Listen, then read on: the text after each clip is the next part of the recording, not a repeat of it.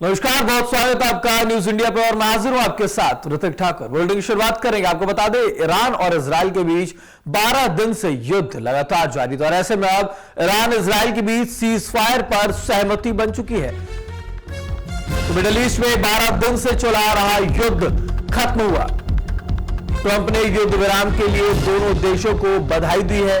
पिछले 12 दिनों से ईरान और इजराइल के बीच जारी जंग अब समाप्त होने पर है और अमेरिकी राष्ट्रपति डोनाल्ड ट्रंप ने इसका ऐलान किया है कि दोनों देशों के बीच पूरी तरह से सीज फायर की सहमति बन चुकी है।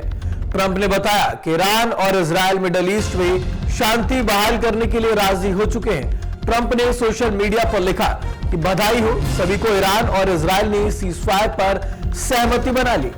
जैसे ईरान सीज फायर का पालन करेगा, अगले 12 घंटे में इजराइल भी इसमें शामिल हो जाएगा। तो 24 घंटे बाद औपचारिक तौर पर युद्ध को समाप्त मान लिया जाएगा। तो ईरान इजराइल के बीच सीज फायर पर सहमति बन चुकी है। आपको बता दें, 12 दिनों से ये युद्ध लगातार चल रहा था और ऐसे में अब सीज फायर पर सहमति बन चुकी है। दोनों ही देशों के बीच जिस तरह के तनावपूर्ण माहौल, जिस तरह का संघर्ष लगातार देखा जा रहा था, ऐसे में कयास लगाए जा रहे थे कि दोनों ही देश एक दूसरे के साथ सीज फायर पर सहमति नहीं जताएंगे।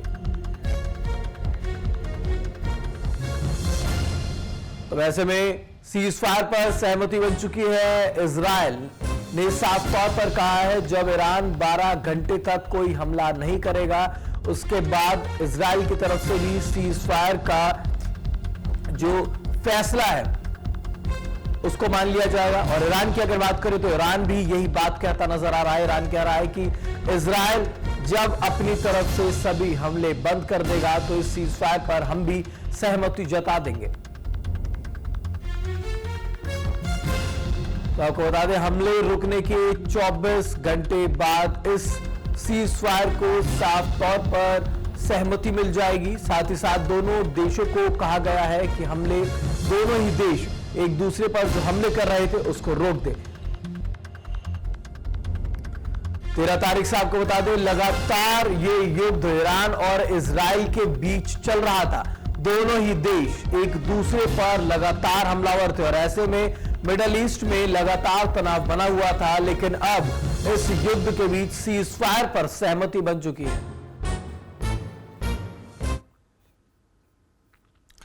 तो आगे बढ़ेंगे। आपको बता दें, कतर में यूएस मिलिट्री बेस पर हमला किया गया। यूएस मिलिट्री बेस पर ईरान का यह हमला, ईरान ने यूएस मिलिट्री बेस पर 6 मिसाइलें दागी। कतर की राजधानी दोहा में ये धमाके किए गए।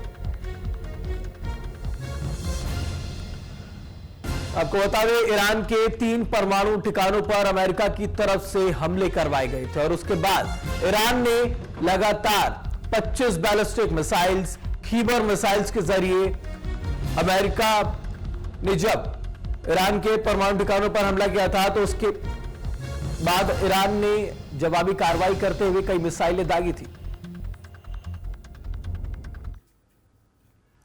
तो मिडिल ईस्ट के कई एयर स्पेस बंद हैं। इंडिगो ने अपनी एडवाइजरी जारी कर दी है। 10 बजे तक के लिए सभी फ्लाइट्स निलंबित कर दी गई हैं। तो आपको बता दें, मिडिल ईस्ट के कई एयर स्पेस बंद कर दिए गए हैं।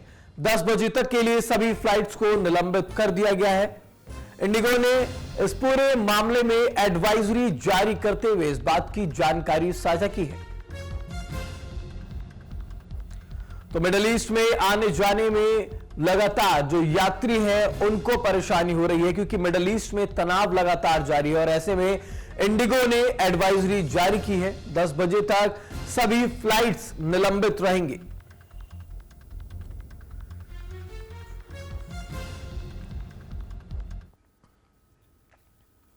तो ईरान और इजराइल के बीच चल रहे युद्ध में भारत की तरफ से ऑपरेशन सिंधु चलाया गया।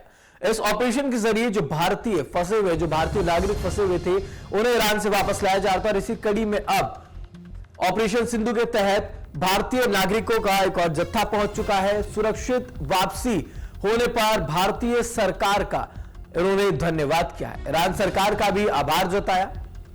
ईरान से ऑपरेशन सिंधु के तहत भारतीय नागरिक लगातार भारत लौट रहे हैं। स्वदेश लौटकर भारतीय नागरिक बेहद राहत महसूस कर रहे हैं। सुरक्षित वापसी पर भारतीय सरकार का लोग धन्यवाद कर रहे हैं। ईरान सरकार का भी भारतीय नागरिक आभार जता रहे हैं। लोगों का कहना है कि ईरान सरकार ने भी काफी मदद की है।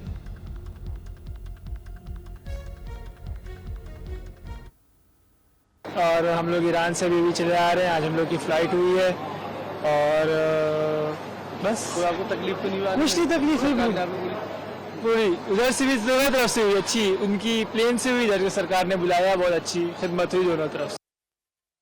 हमारा नाम इब्ने हसन है। आप कहाँ से आ रहे हैं? आजमगढ़ से आ रहे हैं। गए थे हम लोग जियारत के लिए, तो जाके परेशान थे, तो बहरहाल यहाँ से हमारे लिए इंतज़ाम किया गया, तो बड़े उससे कायदे से लोग लेके यहाँ तक आए और हम लोग यहाँ तक आ गए हैं। हम प्रधानमंत्री का शुक्रगुजार हैं, उनका शुक्रिया अदा करते हैं। वहाँ के हालात कैसे हैं? हालात तो अब बताना मुश्किल है, इसलिए कि हम लोग तो बाहर जाते नहीं थे, हम लोग तो वहीं थे, तो थोड़ा सा दिक्कत है। वैसे ठीक है। इंडिया आके कैसा लग रहा है? भाई इंडिया तो हमारा मुल्क है ही है, देश है ही है, यहीं के हम पैदा हैं, हमारी जन्म भूमि है, तो अच्छा तो रहेगा ही। हमारा नाम इब्ने हसन। तो ऑपरेशन सिंधु के जरिए लगातार भारतीय नागरिकों को जो ईरान में फंसे हुए तो उन्हें भारत लाया जा रहा है। और इसी मामले पर ज्यादा जानकारी के साथ हमारे सहयोगी ऋतु रोहिणी हमारे साथ बन चुके हैं। ऋतु, आपसे जानना चाहेंगे कि कई जत्थे ऑपरेशन सिंधु के जरिए भारत लाए गए और ऐसे में एक और जत्था अब भारत लौट चुका है। चेहरे पर जो खुशी है वो साफ तौर पर देखी जा सकती है।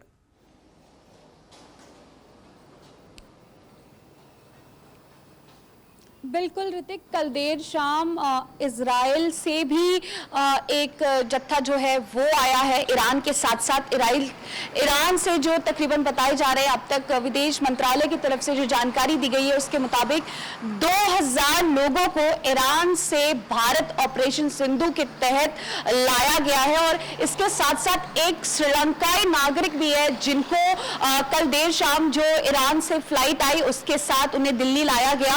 और बीते दिनों जैसा कि हमने लगातार न्यूज इंडिया पे खबर भी बताई है कि न सिर्फ श्रीलंका बल्कि नेपाल सरकार ने भी भारत सरकार से अपने नागरिकों को वहां से सुरक्षित निकालने के लिए गुहार लगाई थी, उसकी कवायद शुरू की थी। और उसी के तहत कल पहले एक श्रीलंकाई नागरिक है जिनको दिल्ली लाया गया है और वो उनका बयान जो निकल कर आया है वो भी भारत सरकार को धन्यवाद दे रहे थे। और जिस तरीके से खबरें निकल कर आ रही है, ऐसे में एक बड़ी मुहिम कह सकते हैं। जिस तरीके से ऑपरेशन सिंधु भारत सरकार की तरफ से 18 जून को इस बात की जानकारी दी गई और पहला जो जत्था है वो ईरान से 19 जून को आया।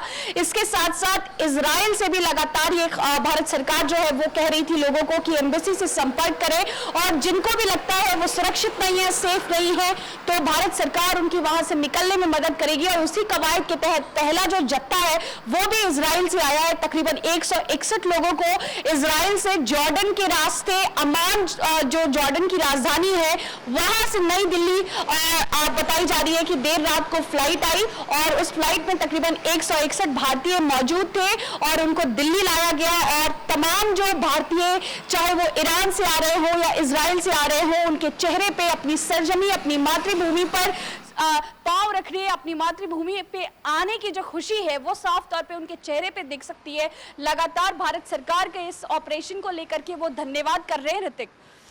बिल्कुल, क्योंकि ऑपरेशन सिंधु एक निर्णायक और सराहनीय कदम भी भारत सरकार की तरफ से उठाया गया और ये दिखाता है कि तत्परता भारत सरकार की, जो भारत के नागरिक हैं वो अगर कहीं भी फंसे होते हैं तो भारत सरकार पूरी तत्परता के साथ उन्हें निकालते हैं। आपसे जानना चाहेंगे ऋतु कि अब तक अगर जत्थे की बात करें, तमाम जत्थे आ चुके हैं, आप जैसे कि जानकारी भी दे रही हैं कि इजराइल से भी कई जो भारतीय नागरिक है वापस आ चुके हैं, तो अब तक कितने भारतीय नागरिकों की इस ऑपरेशन सिंधु के जरिए वापसी हो चुकी है?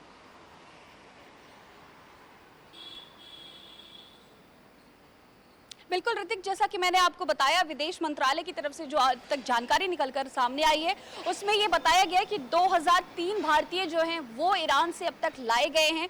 18 जून को इस ऑपरेशन सिंधु मुहिम की शुरुआत की गई थी भारत सरकार की तरफ से और पहला जो जत्था है वो दिल्ली में 19 जून को लैंड किया था और उसमें तकरीबन 110 भारतीय नागरिक थे, जिसमें ज़्यादातर जो हैं वो छात्र छात्राएं थे और कई सारे कामगार भी थे।